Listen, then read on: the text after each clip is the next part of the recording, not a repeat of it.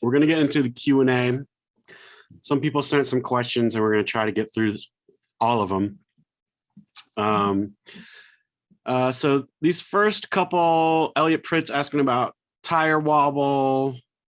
So I definitely have not. I have definitely not felt any kind of tire wobble. I mean, that's one thing about those Hondas is that, you know, they're brand new. They run smooth like a Singer sewing machine. Yeah. And even, you know, when we changed to aftermarket tires, no issues. And I don't even think we had them balanced, you know. No. So I don't know. As far as Elliot, with your question about wheel wobble, can't help you. Sorry, bud. Yeah, sorry. I wouldn't have not had that problem. Finding neutrals, asking, are we going to keep the bikes? He thinks we should keep them as trophies. I'm definitely keeping mine. Yeah, forever? Probably. So I don't think you've ridden yours since the Transamerica Trail, but I get mine out every once in a while, and I like to blast around town on it, and it's the kind of thing that I don't really have any good off-road really close by, but just riding that thing around town is fun because I just ride it wide. I kind of ride it like a hooligan. Actually, my wife's not hearing me say this. I ride it like a hooligan, wide open, and it feels so fun. But to an observer watching you, you just look like some old dude riding a moped going really slow. Right. So it's like a very peaceful hooligan motorcycle. Right. But also, I like it because I can park that thing anywhere and nobody gives a darn. Yeah. You know, I park it on side, you know, right up against the building, on sidewalks. Yeah. Wherever, you know, and it's just like it's invisible. Yeah. So that's been fun for me. Yeah, I go back and forth. I mean, Little Ugly, we've been through a lot together, and so I kind of just want to keep it because of that. Yeah. But also I'm keeping it just in case the cannonball comes through. Yes. But yeah, I haven't really ridden it since we got back, and that's what 5-6 months ago. Mm-hmm. I did ride it to the shop and back just because it needed a little bit of love after that. Right. And when I got on, you know, I'd ridden the Himalayan quite a bit since we got back. And when I got on the Honda, I was like, oh, this is not a motorcycle. Yeah. So I just need to get on it again and do what you're doing, just blast around town, because that's what it's made for. It's made for like scooting around your farm or scooting around town. It is not made for going across the country. That's just stupid. Viewer Marco Loma asks, why did we pick them if we're so disappointed in it? Why didn't we take the Royal Enfields? Let's be honest. I mean, we had the Royal Enfields. We could have taken them. We said the Honda Trail 125s would be much more goofy and memorable. And Right. That's why we knew it would be ridiculous and make things harder. And right. And it made it a trip that it couldn't have been on any other bike, you know? Yep. As SP Rancho said, that definition of true adventure, and it made for good comic relief, or that you're espousing made for good comic relief. Thank you. Not everyone agrees, but thank you. Fuel Fong Pei. What is our average fuel economy? So I didn't calculate that. I didn't do the math either, but we were getting like between 110 and 165 is the top that I got. So yeah. So the fuel gauge, it's got a little digital fuel gauge, which is cool, and it's got like 6 blocks or 6 dots, and I think I figured out that each dot is worth 20 miles. Yep. And so basically we would average 120 miles to a tank at least. Depending on, I mean, we got crazy sometimes. Yeah. A lot of coasting, downhill coasting. So yeah. And I will say that as far as the Transamerica Trail, we only had to use our spare gas, which by the way, I carried this 1 gallon Rotopacks, and we only had to use that, or I only had to use that twice. And at least one of those times, I was like 5 miles from the gas station, and I might could have made it the whole way, but we stopped just to because we were right on the edge. But um, yeah, for the most part on the Transamerica Trail, about every 60 miles there's a gas station, Right. with a few exceptions.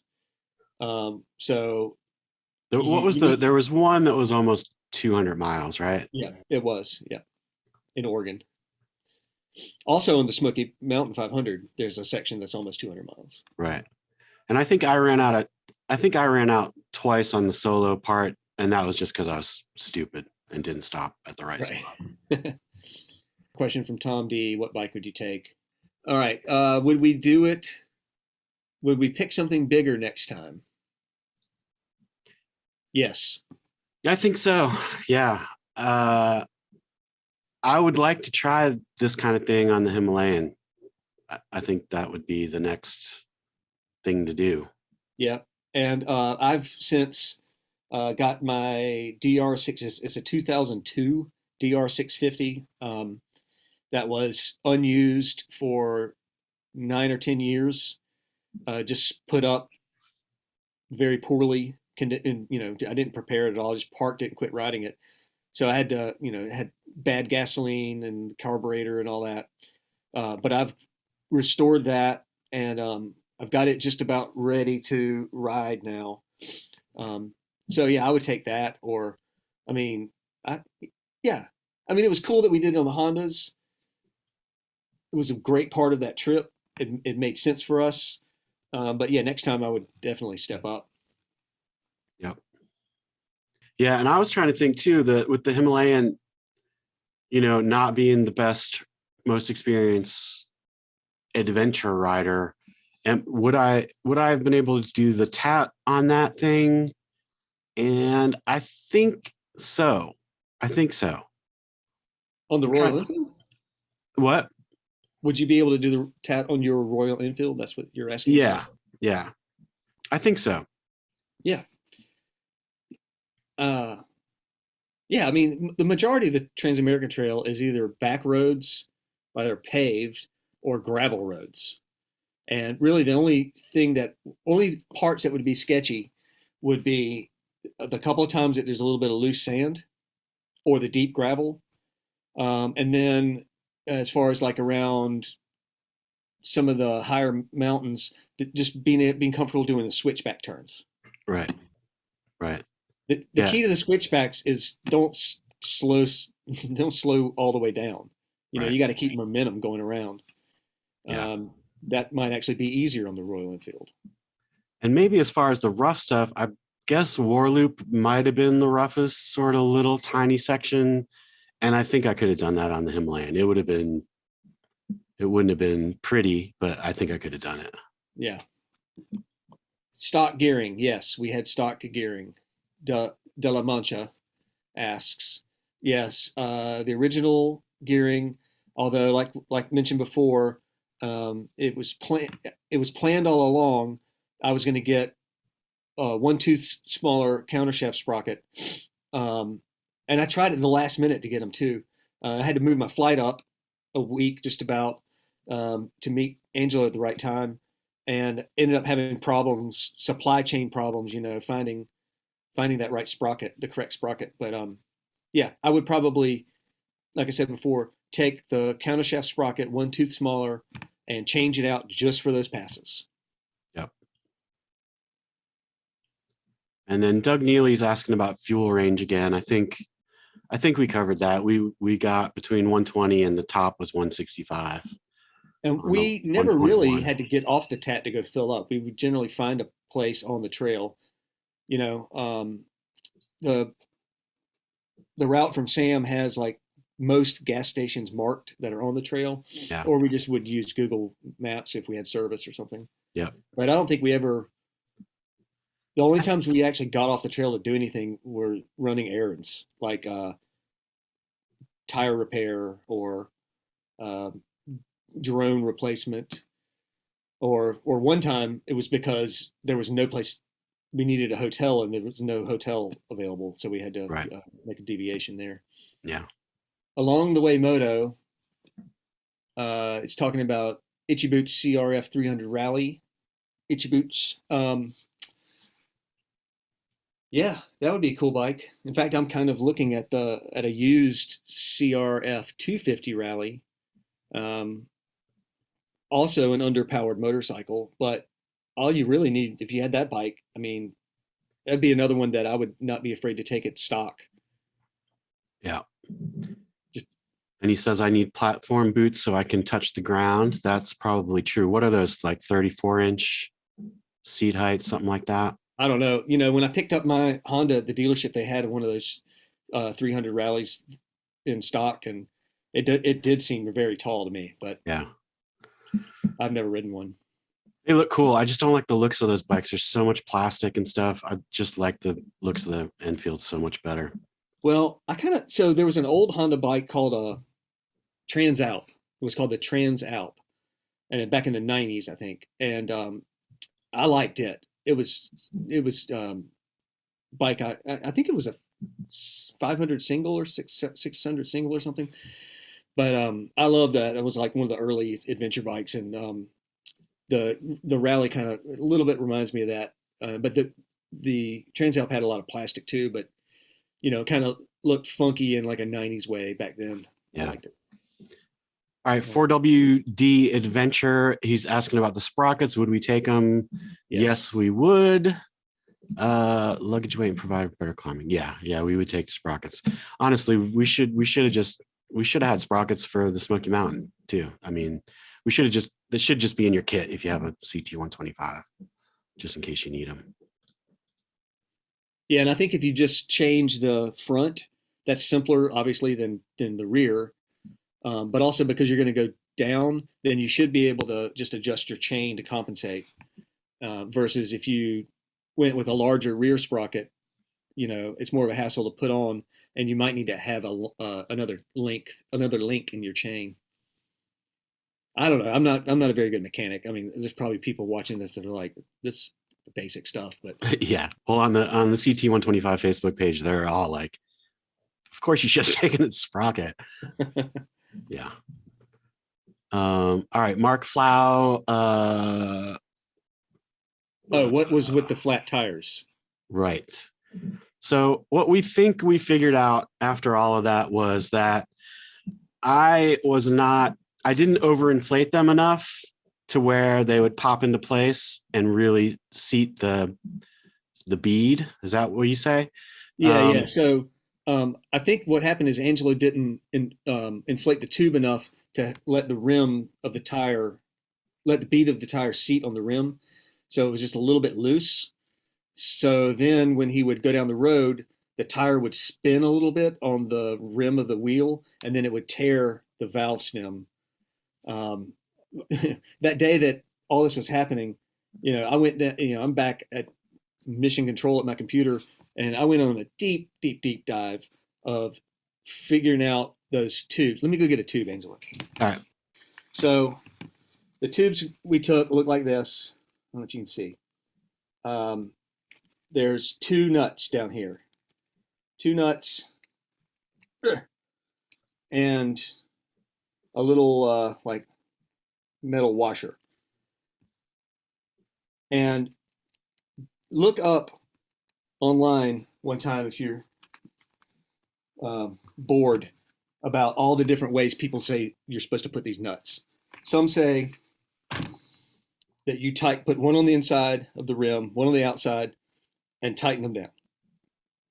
And some say one on the inside, one on the outside, loosen it up against the cap, because that way it can rock a little bit and give.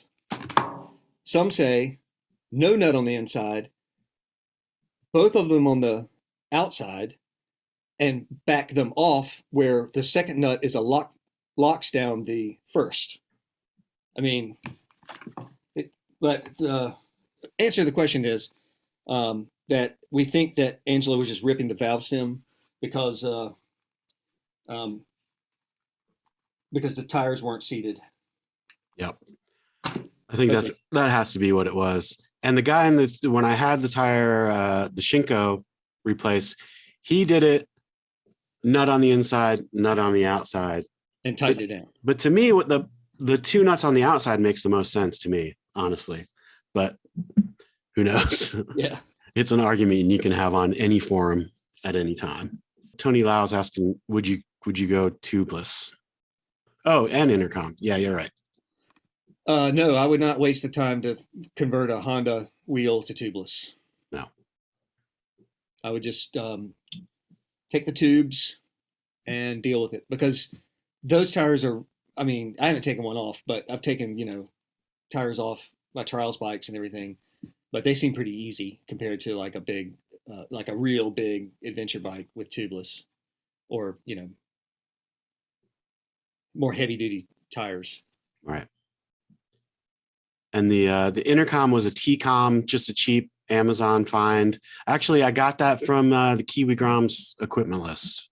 Yeah. And copied them because they seem to have good luck with it.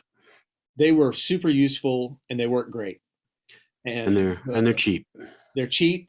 The range was pretty incredible. I mean, there's sometimes, and I don't know how it works, but I mean, sometimes we can be around the corner from each other and still talking, Yeah. Or when we got, way open, very far away. The range is awesome. And honestly, go ahead. I was going to say, one thing we learned about the intercoms though is that when we first got them, when we did Smoky Mountain 500, we would leave them on and we would talk a lot, which that was kind of fun the first day or so. But you get about 8 hours, maybe 7 hours, 6 hours, something like that of life. But we found the best way to, when we did the Transamerica Trail, was we would just beep into each other when we had to convey something to communicate. And then the rest of the time we turn them off, one, to save battery power, and two, to just kind of have your own experience, and like just actually hear, just one less distraction, Yeah. Be more in the moment. Yeah. And for as cheap as they are, I can't believe how they held up. I mean, it's pretty solid. They're still working. I've actually bought a second one.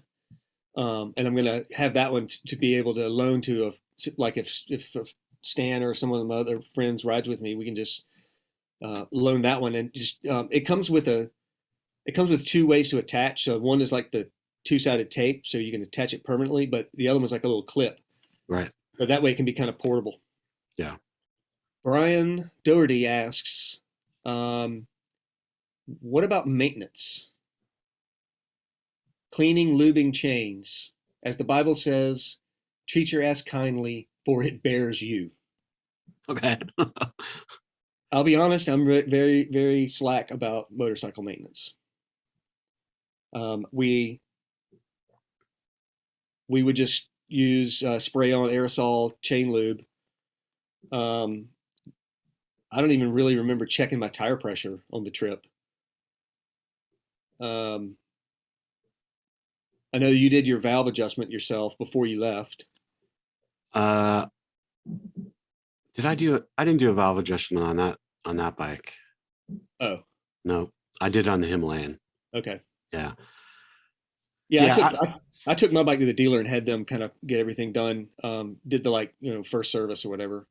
Yeah, all I did was change the oil and some little stuff before I left. And then on the road, I was decent about lubing the chain every morning.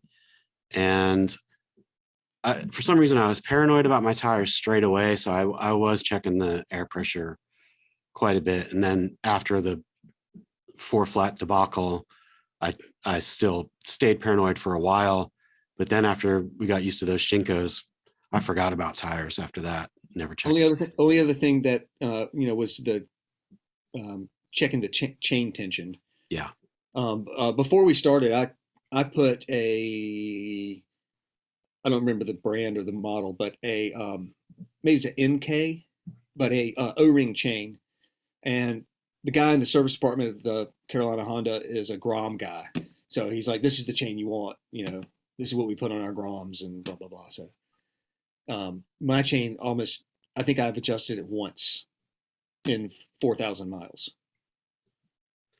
And I would say plan if you're looking to do the Transamerica Trail, you should plan on having a tire change somewhere and a chain change maybe and an oil change. You're probably going to need all that at least on your trip. Mark Pospichal, deciding between Shinko 241 and 244. Well, maybe I'll take this one.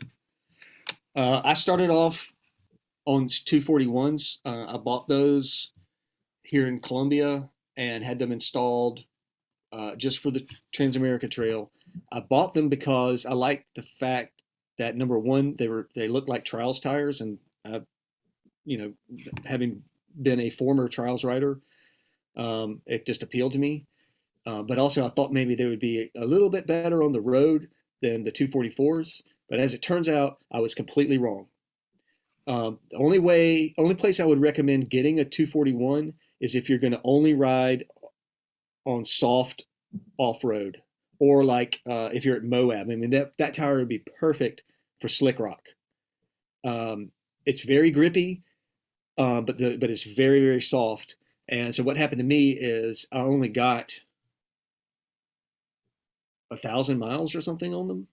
Basically, I rode them from Albuquerque, New Mexico to Trinidad, and then on the TAT to Moab. And by the time I got to Moab, my rear was almost all the way run low, and I couldn't find tires in Moab. So what I had to do is pay the guys at Mad Bros motorcycle shop to take the front off and take the rear off, and then switch them and put the front tire on the rear wheel, which had more tread, to get me through until I could make it to the other place where I had the 244s.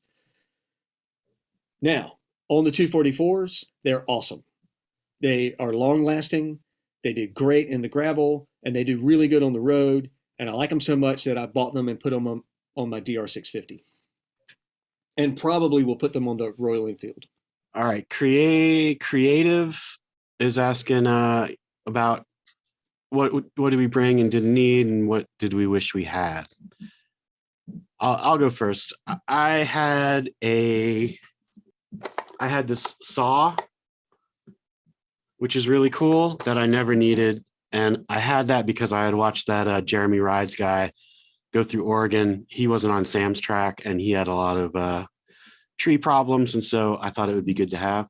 Also, this is a thing too, when you're planning your trip and you haven't done a trip like this, you imagine what it's going to be like. And I imagined I'll get to camp, I'll cut some dead branches off trees, and I'm going to make this great fire and, have these campfires and stuff. And it was never like that.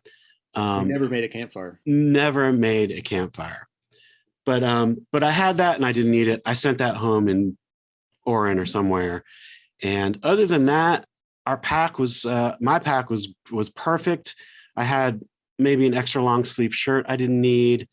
My rain gear, I would have maybe taken something different, but we're going to do some gear videos too. So I'll get into those details on my stuff more when I do that. But all in all, the pack was pretty good, and I'll go through that in a different video. One thing I took and did not need was my camp chair. It was pretty big. Yeah, I mean, it was the little one from REI. They're like standard small camp. The only time I ever sat in that thing was in the parking lot at the shipping warehouse when I was waiting on the locksmith to come cut me a key. Every other place we went, we were either in a hotel or we were at a campground that had a bench and a picnic table. Or the couple of times we had neither of that, I just got in the tent and went to sleep. We never really sat around making fires and sitting in chairs. So that was something that actually I just threw mine away, to be honest with you. I didn't even want to mail it home, Yeah, I did. I had one of those too. I forgot, and I mailed it home. Yeah. Yeah, I just tossed mine. One more thing I would say that I would have taken: a better seat.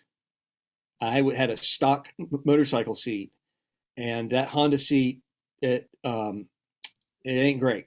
And I did take I bought like a little purple pad, like a folding. It's like a gel pad that you would take like to a sporting event to sit in the bleachers on or something. I had that, and I lost it like the third day. It If flew you off the want it, bike. if you wanted it somewhere near the top of California Pass. Yes. These folks are asking the same sort of stuff. Headsets. What would you take? What would you not take? Gear review. We're going to do some gear videos, so we'll get into the specifics on that in those videos. Soft Dorothy, more gear stuff that we'll get into in those videos. Navigation. Navigation. Talk about that. Yeah. Bill Dirt Adventures recommends the Garmin Montana or Zumo. PVW Junior is asking what GPS software did we use. All right, so we use Gaia, and that's was recommended to me by Angelo. Yeah, and it's a great route planning software. It's because I had it for backpacking, and that's how I knew about it. And then when I started researching the TAT, lots of guys were using it for the GPX files, and it worked great. And we just used old phones. We both bought these Dual Force. What's the name of that company? Kyocera Duo Force or Yeah. something. We both bought those. They're ruggedized. They're really cool looking, tough looking phones, waterproof, but they take too much power for our USB setups, and they never did work for us. So we just used old. I had an old iPhone 6, and that worked fine. The problem with Gaia for me was it's made for someone holding a phone. Really, it's not a motorcycle app. And so the icons are small when you have gloves on. I would spend a lot of time trying to get it into the right mode. And it's not made for motorcycle riding, but it's awesome and it's cheap. And if you have an old iPhone or any kind of phone, that's the way to go. Since then, I bought a Zumo, and I've been using that. And there's some things I like Gaia better than the Zumo, honestly. But just as far as following GPS and having big, huge icon buttons to push, and the brightness of the screen and the size of the screen, it's awesome. And I wish I had that on the TAT, but the phones were fine. One other thing about the cell phone deal and the Gaia. Now I liked the Gaia a lot, and I will be interested in seeing your Garmin actual GPS before I make a decision. But two things I would say: the Kyocera phones, those we kept having, in addition to charging problems, a lot of times it kept saying that we had the wrong cable. It was very finicky about like the cable and everything. So thumbs down on that phone for me. But I ended up having to use my iPhone, my actual, my cell phone, regular phone.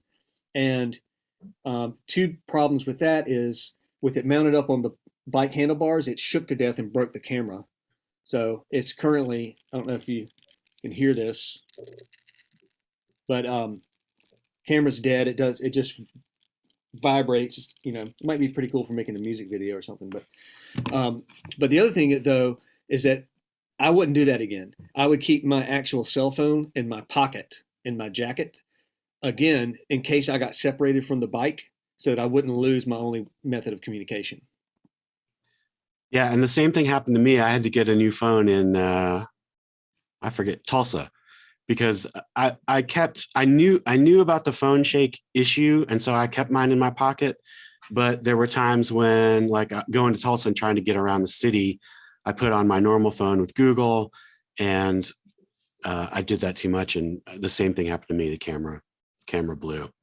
So definitely don't do that. Michael Anderson wants to know, Ange, what would you do different about the drone so that it doesn't get damaged? Yeah, it's weird because I had it in that front case, and there was foam in there, and it was packed in a way where it didn't move.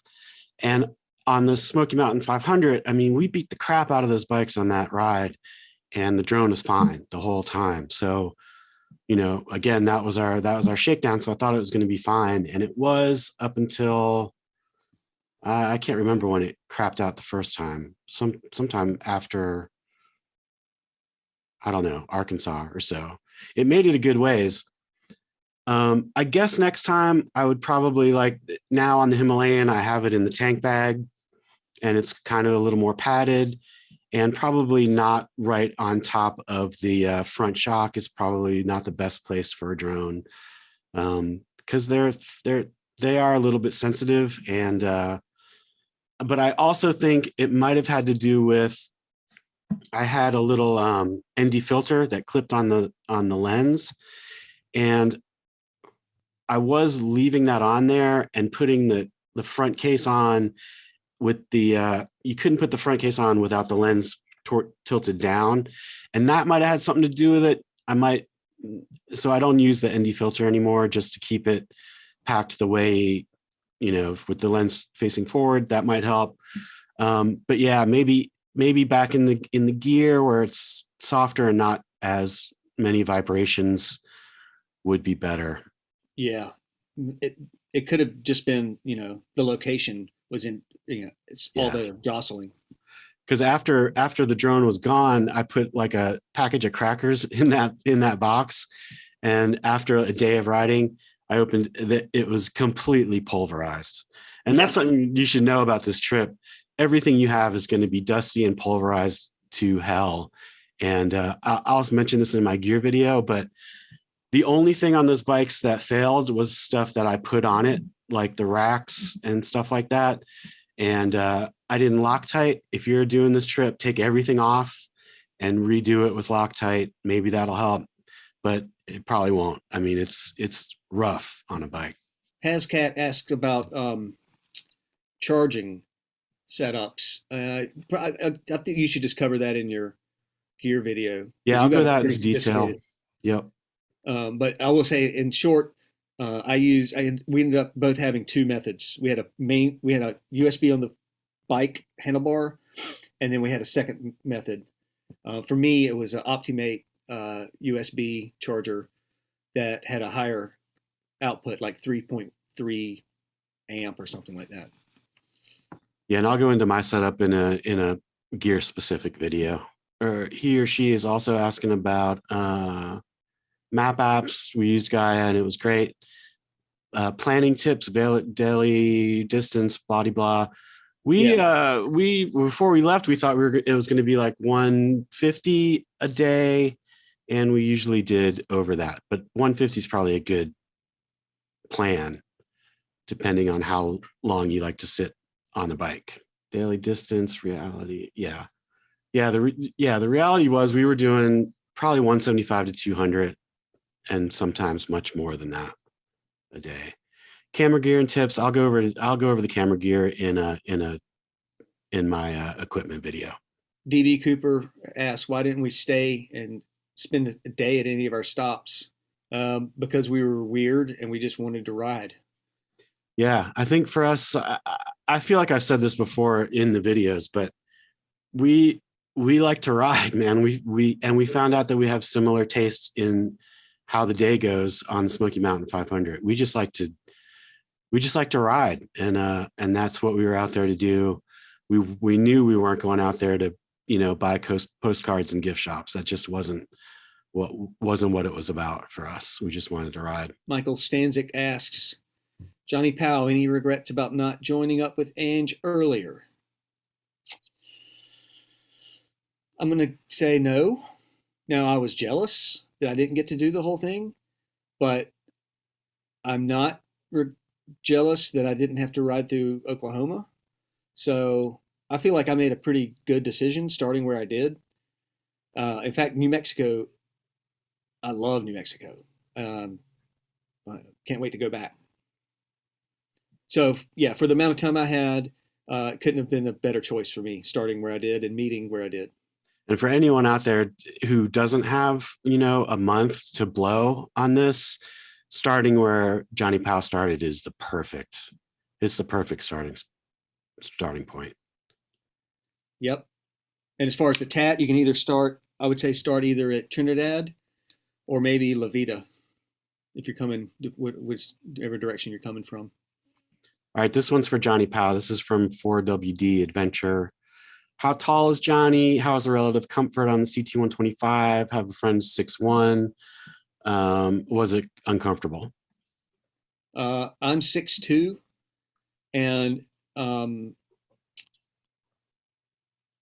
comfortable. Yeah, I mean, it's a little bike, but I was not uncomfortable. The only thing uncomfortable was, well, the two things were the seat is not comfortable for just from the time that you're on it, but also it's terrible ergonomics for standing up and riding. So the few times in the videos where you can see me standing up riding, and I am kind of hunched over, being tall, but really the main problem is where the foot pegs are. So the foot pegs are kind of forward on the bike, a little bit, so that when you stand up, you're real close to the bars.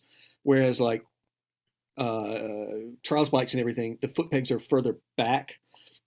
And when you're standing up riding, you're not able to use your feet to very well to like help steer the bike. So that's the main two things. But as far as 6'1", definitely you're good. Shipping. So we used Johnny Powell found this place, Federal, and that's who we both used. You did more shipping than I did, if you want to talk about that whole thing. Yeah, so I had to ship my bike both directions because that's the way it worked for me. And I just through research came up with two places, and one was Federal Motorcycle Shipping, and the other was, I think, Heritage. And what I learned is that they were super busy. So many people are taking motorcycle trips. It's very popular right now. So these places, it would take sometimes a day or three to get a reply. You would call, leave a voicemail, nobody would answer. You leave a voicemail message and you send an email, and 3 days later you get a reply. And so I reached out to both of those companies, and Federal replied back to me first, so I ended up getting set up with them. But I think I would also maybe recommend I think they were called Heritage. They seemed like cool people as well. The price difference was very, very similar. Your shipping costs are going to vary depending on the number of miles, and the other tip I would say is that in the instructions it says, do not put any luggage on it, or do not have anything in your luggage. I forget that. I packed all my camping gear on it, strapped it down. Nobody said a thing. I didn't put everything on it because there were some things that I wanted to have on my person on the airplane, or that I needed like last minute, or I needed to keep. But yeah, rather than spending a bunch of money mailing your stuff back, we strapped it all on the bike. Yeah. I mean, it worked out for us. Maybe it'll work out for you. And then as far as like the bike got picked up from my house, but I had it held at their warehouse. So some of these places, if you look like on Federal, they'll show warehouse locations, and they'll keep the bike there for you for a little while. So the location, I chose, like I said, Albuquerque. So when I flew into Albuquerque, I just Ubered to go get my bike and left from there. Worked out good. And then likewise, when we came back, we used Federal, and they had a warehouse in Medford, Oregon. So after the trip, we haven't even told everybody the rest of the trip, but after we made it to Port Orford, we went down to Crescent City, California, which is the first place we could find a hotel. And then the next day we rode to Medford and cleaned the bikes up and packed up and dropped the bikes off at the shipping warehouse, and left from there. And a couple of things you should know about the whole shipping thing is, number one, probably if you're planning on doing a trip like this, probably like us, you're like, well, I'll just rent a van or a truck or something and drive it home or whatever, forget it, man. The one-way costs on a truck are outrageous. I just did it the other day just to see if it was the same. It's like $2,000 Yeah. to So rent a U-Haul. my first idea was to rent a U-Haul pickup truck one way and drive from my house to Trinidad. But first problem was there's no rental truck. There were no trucks available, so I couldn't even find one. And then secondly, like you said, monetarily, it didn't make sense because you have to add in the rental, the gas, and the hotels, for that trip, and the extra days it took. So it was definitely worth it for me to ship and fly. Yeah. But don't get us wrong though. Shipping is expensive. It's not cheap at all. I think it cost us both $900 to ship them back plus a flight. So, plan on that. Another thing to keep in mind too is that you got to be conscious of when your trip is ending because they're not open on weekends, and you got to make sure you plan it so you get there on a Friday or a Monday or during the week. Stephanie Music is asking about, in retrospect, how glad are we that we went on the trip? Couldn't be happier. I mean, feel very lucky to have gotten to do it because having that much time to do something like that is a luxury. So happy to have gotten to do that. Brandon M. Did our asses survive the trip? No. They survived, but they have lifelong what's it called? Post-traumatic stress. Yeah. I haven't done it yet, but I bought a pair of bicycle shorts that have gel pad on the butt. Oh yeah, you sent me a picture of those. Yeah, so that might be something. I don't know if I can recommend it yet because I don't know how well it works on a motorcycle seat, but that's something. Definitely. The ass issue was real. It was real. And by the end there, we were having conversations about, I was thinking that, okay, I have these this underwear that I wear for hiking. It's very tight, keeps things where it's supposed to be. Oh yeah. And the little crease where your ass meets the back of your thigh, that was the problem area, I think, for both of us. Yes. And I think what it is that stuff is like rubbing together a little bit. And if you had those tight hiking, or I guess they're made for biking, but those really tight, that might help if it, Could have been. Yeah. All right. Mark Flow's asking about laundry, clothes, gear we already covered, sort of, this other stuff, cutting the heel shifter. So laundry, I brought two pairs of underwear, 2 shirts. I rinsed them out where I could. We did laundry once, I think, actual laundry. No, twice. Yeah. Yeah. I mean, you're just going to stink and you're going to be fine with it. Rinse it out in a sink or whatever. It's all good. Oh, heel shifters. No, we both like the heel shifters. At least I do. Because with the boots that I had, I couldn't fit my toe underneath even if I wanted to. So I had to use the heel shifter. And it took a little getting used to, but once I was used to it, I loved it. Yeah, it's fun. It's weird though, getting on another motorcycle and it doesn't exist. Yeah, immediately. You ever air shift? Shift wrong, honk the horn instead of putting on the blinker every time. Every single time. Michael Anderson, more wild camping would have been better. I agree. My camping issues are well documented in the series. Actually, since then, I have actually wild camped. I'm proud to say. And I think that's just something you got to do and get used to be comfortable with it. And I will get there eventually. I mean, people talk about being afraid of bears or whatever. I'm not. I'm afraid of pissed off homeowner with a shotgun. Yeah, me too. That and there were times when I would like concentrate on looking on the side of the road, looking for a place to just sort of, and you'll be surprised how many miles you will go where it's underbrush or you can't. There's nowhere to pull, or you're going to be pulling into like bushes and like all this crap where it's not like there's a tree and like pine Yeah. layers and you just pull in and it's beautiful. It's not like that. T. Herbert wants to know about the weather and would we tweak the time of year? Well, I mean, I think we only got just a little bit of rain right there in Colorado. Apparently, it rains almost every day in the summer in Colorado. There's a little afternoon shower that pops up. So I'm told.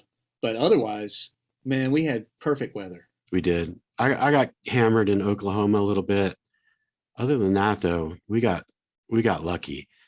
The temperature, I mean, Moab and Utah was the only really just a few days there that it was really brutal. Maybe some of Yeah, Idaho too. yeah, Idaho. Yeah. Um, as far as I think so it was June when you started, the end of June. It was July 4th weekend when I met up with you, and I think anywhere between then all the way up until maybe early September is good. Yeah. Yeah. Maybe later would have been better for Utah and that kind of thing. I don't know what the rain and stuff is like. Yeah, And when do the passes close again? October, usually? I think I don't know, but I don't know either. I know that if we'd gone any earlier, we might have had problems. Yeah, Yeah. they say that you know end of June, July is when it's the passes are opened. Nathan Lane's asking about budgeting. When I was doing research, everyone was saying it's going to cost you about $3,000, not counting the bike, not counting shipping, not counting flights if you need them. And I was like, that's way more than it's going to be. And I'll put up a graphic of what it turned out to be for me, and it was exactly $3,000 without the shipping and the flight. So that was pretty right on. But I don't think either one of us had a real budget. We just yeah, went for it. Just went for it, and we would just sort of take turns paying for stuff, and I kept like a little tally going, and then at the end, whichever one of us owed the other one the balance, we just PayPal'd each other. Yeah. Dustin Carter wants to know what would you do different on your second trip? You know, I don't know if it's possible because when I started this trip, I was like, I'm going to plan every night where I'm going to be. Because that was the only thing that sucked for me. It was not knowing where I was going to be and having to like pull over and figure that out. Except I did have mission control, but that's the only thing that kind of sucked. And before I left, everyone's like, "Man, you're not going to be able to pre-plan the whole trip." And I guess that's true, but if I said I'm going to do 175 miles every day or just picked a location, it would have been nice to just have that already done before I got on the bike, and just I know where I have to get to, and I'm going to get there, and I know where I'm pulling into, and or to be better about wild camping and just be able to wherever I am, pull off. That Jeremy Rides guy, those guys were good at that. They would just pull in anywhere and camp, and I would like to have that skill. What about you? I don't know if this is a lesson that I learned, but if I do it again, I want to do more in Colorado, more of the Alpine Loop. I want to do more of the passes, because we just kind of went straight through. I want to zigzag and do figure eights and hit all of them. And I would like to do White Rim Road. And in fact, I'm kind of halfway planning a trip where that's all I do is I go to Denver, I just do the Alpine passes, and then I go to Moab and I do White Rim Road, and then I come back and do the other of the passes and go back to Denver and come home. So I've got like a little fantasy about that. But yeah, I think we said before, but maybe do more a little bit more sightseeing. Take a bike that's a little bit more capable, so that if we need to detour on the interstate, we can do that. Also, to point what you were saying about planning your lodging, you could actually do this without camping. You could pack just some clothes and tools and emergency stuff, and you could probably plan hotels the whole way. And for that matter, restaurants, just eating I mean, it's, you know, I don't think it was. I mean, there was a few times where we were ended up at a campsite with nothing, no city around and everything. But that was more rare than I thought it was going to be. Yeah. Okay, Brett's asking, at what point in the trip did you realize you were going to make it? Honestly, I was pretty confident it was all going to be fine from the very start. And then I think at that last flat, I was like, maybe not, because that was a bummer of a day, man. I was so tired and so, defeated and just bummed out. And then of course, driving away from Brett's house, I was like, oh yeah, this'll all be good again. So yeah, I don't think there wasn't too many times when I questioned that we were going to make it. I felt like you were going to make it. Yeah, same place. Whenever you left Brett's place. Yeah.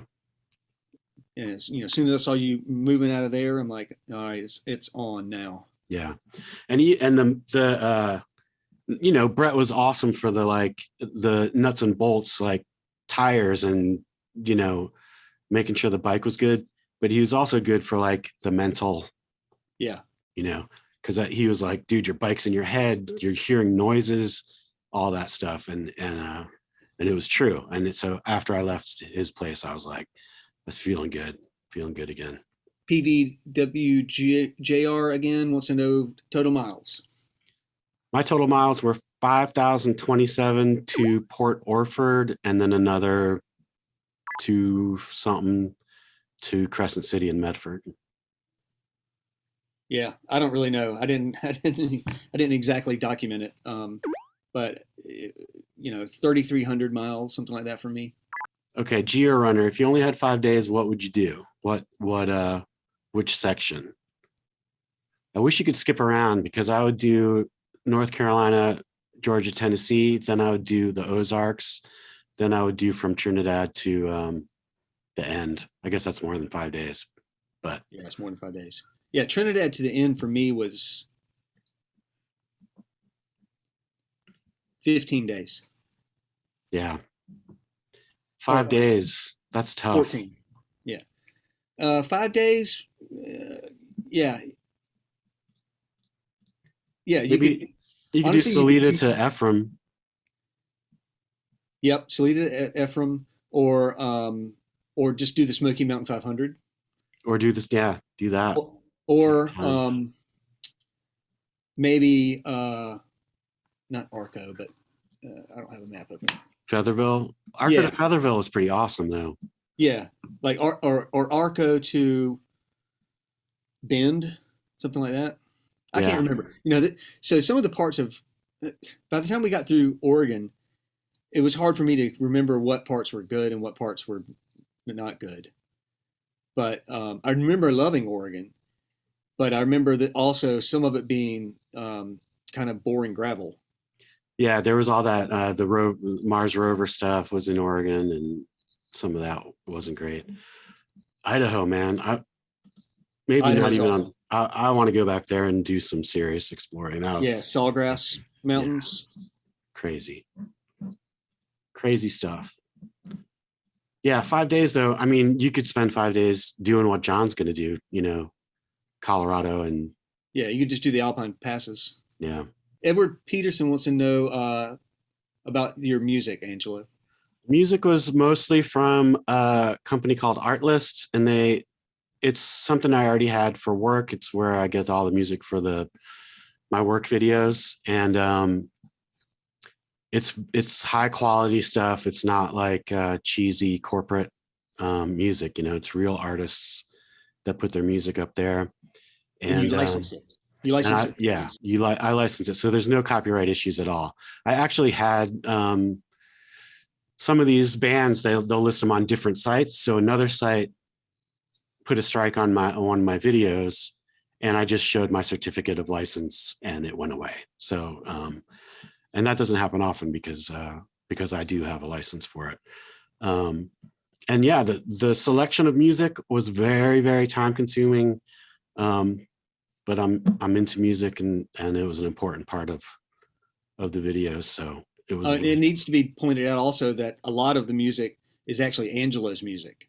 So when Angelo's, from his bands from either years ago or either his current like solo stuff that he's worked on, um, Angelo's very diligent about things, and he always makes instrumental mixes of all of his songs. So um, some of these videos, some of the music is him, Yeah, and you including can. the final two songs, obviously at the very end of episode 25, Yeah, which are the only songs with singing in the whole, only vocal songs in the whole right. series, and that's two of Angelo's songs. And that last song was actually from an EP that John produced. He was the producer on that one. Okay, Red Clay. Oh, this is Philip. Red Clay Dual Sport. He's the guy with the electric bikes down the road. Yeah. He wants to know what's next. A once in a lifetime adventure should be followed by another once in a lifetime adventure. What's next, Johnny Powell? Um, so our friend Steve, we stay in touch with. He's got a couple of good ideas. He's up in Maine, and one of his concepts is the Trans Quebec Trail, which would depart from his house, go over through Montreal, and then do a big giant loop way up north and over and around Quebec. Gets very remote. I don't really know what the scenery or the weather or the temperatures and everything is like, but I think that's like a 2 week thing. We haven't committed to that. That's one idea. Second idea that he's recently proposed that I'm liking the sound of a lot, and that might be something that I might join him on my DR650 with. I don't know if Angela is interested in it, but the Continental Divide, the Great Continental Divide, where you start at the Mexico New Mexico border, and you go south to north, or either way, but we would probably go south to north, and it's New Mexico, Colorado, Idaho, Montana, no, Wyoming, and I can't remember, but all the way up to the Canadian border. That looks really cool. It does. I just watched a video by a guy named Meerkat who did that, and it looks amazing. And you go through the passes on that too. Yep. But I mean that to me would be very similar to a Transamerica Trail because it's kind of border to border kind of thing. But that's a big ride, and I sort of worked out a little planning sheet for that, and that looks. I mean, you don't have to do it this way, but it looks to me like 240 miles a day on that thing. We're also To do it in how long? got it right here. Because I like Steve's 14 way. days. Steve's going from his house Yeah. to all the way across to, I think, California, and then back to the Mexico border, and then up, and then back to his house. Yeah. And I that's what I would like to do, is go from my house to do whatever I'm doing.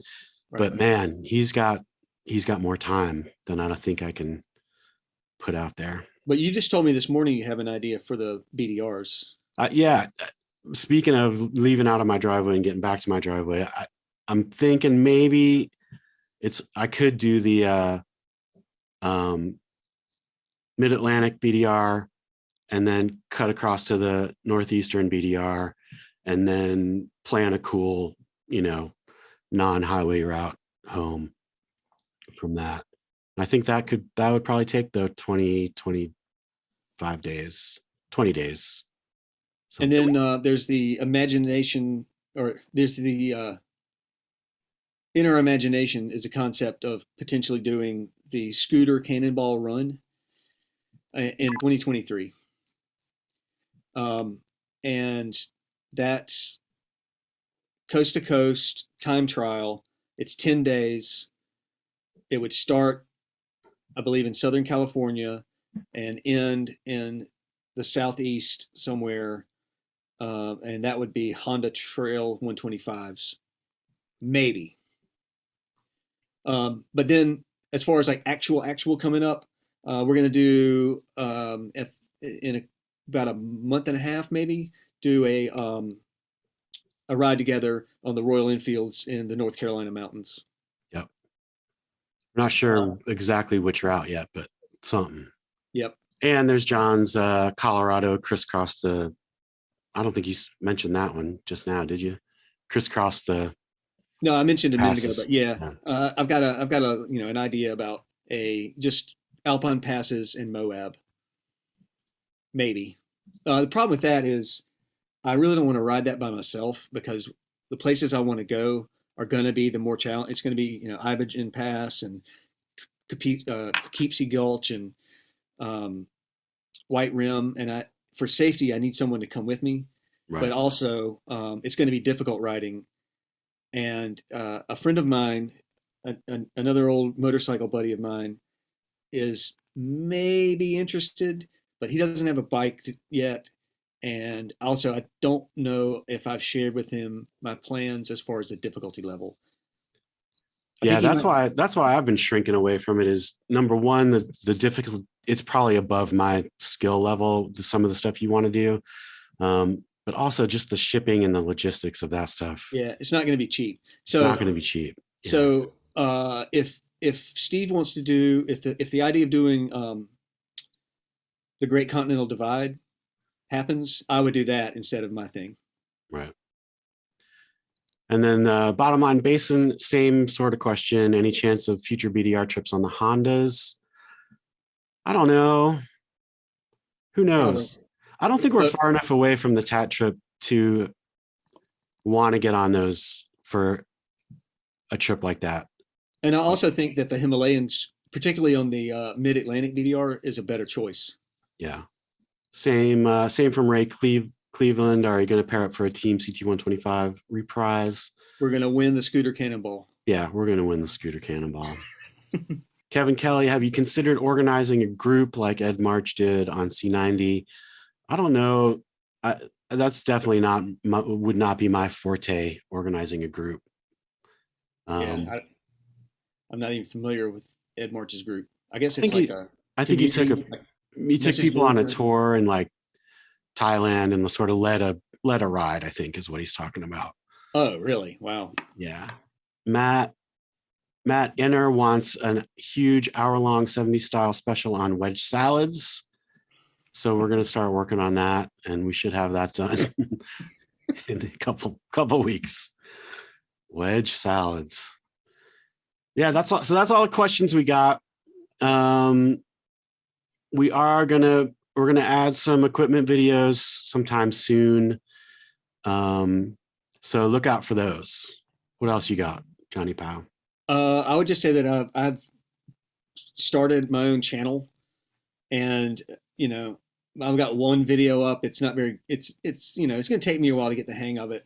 I'm going to try to get better at it, but I'm actually. It's going to be a few weeks before I really do any writing, and I got to start planning that out. Angelo's lucky; he can leave from his front door, and he's in awesome writing. In half an hour. It's true.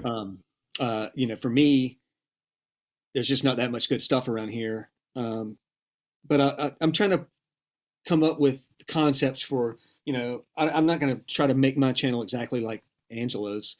So I'm kind of thinking of ideas for, what kind of style I want to take with it, whether it's film making ways or storytelling ways or whatever. But and there's a link to his channel. Well, it'll be below this video, but also in the channels section of this channel. So grab that. And I guess you have a backlog of Royal Enfield videos waiting to go. Yeah, I've got a few from the time between when we got back and now. And so I'll be putting those up eventually as well. Again, thanks viewers for watching and for asking us your questions. And we hope, I just hope that you had a good time watching the videos, and we appreciate it. All right, that's it for now. I think we got to all the questions that we had from the comments. If there's something we didn't answer, feel free to comment below. We'll try to get back to you there. Like John said, thank you all for watching these videos, for sticking with it, for your funny comments. And we really had a good time, and I hope you'll stick around for the videos to come. Um, Definitely come back for the gear videos. We'll try to do a review of our gear, and we'll put that up soon. And also check out the store. I've been making a bunch of goofy t-shirt designs, so go check that out if you'd like. Um, Buying a t-shirt will support the channel, and we'll also get you a goofy t-shirt. So check that out, and we will see you for the gear reviews.